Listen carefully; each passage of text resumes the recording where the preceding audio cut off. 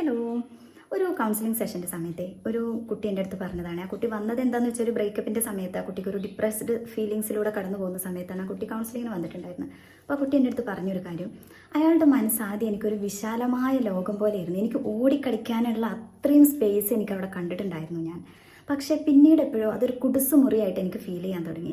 അതിലുണ്ടായിരുന്ന വെളിച്ചം പോലും പിന്നീട് എനിക്ക് മങ്ങി മങ്ങി വന്ന് ഇരുണ്ട മുറിയിൽ ഞാൻ ഒറ്റക്കകപ്പെട്ട പോലെയാണ് പിന്നീട് എനിക്ക് അയാളുടെ മനസ്സിനെ എനിക്ക് ഫീൽ ചെയ്യാൻ തുടങ്ങിയത്. അയാളുടെ സ്നേഹത്തിനെ എനിക്ക് അങ്ങനെയാണ് ഫീൽ ചെയ്യാൻ തുടങ്ങിയത്.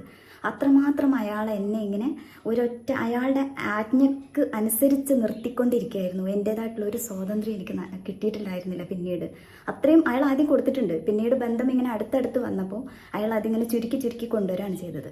ഇത് തന്നെയാണ് പൊസസീവ്നെസ്. പൊസസീവ്നെസ്സിൻ്റെ യഥാർത്ഥ ചിത്രമാണിത്. ഒരു വലിയ സ്പേസിൽ നിന്നും ഒരു ഇരുണ്ട മുറിയിലേക്ക് ആ ഒരു വ്യക്തിനെ എത്തിച്ചു കൊണ്ടുവരിക എന്നുള്ളതാണ് പൊസസീവ്നെസ് എന്ന് പറയുന്നത്.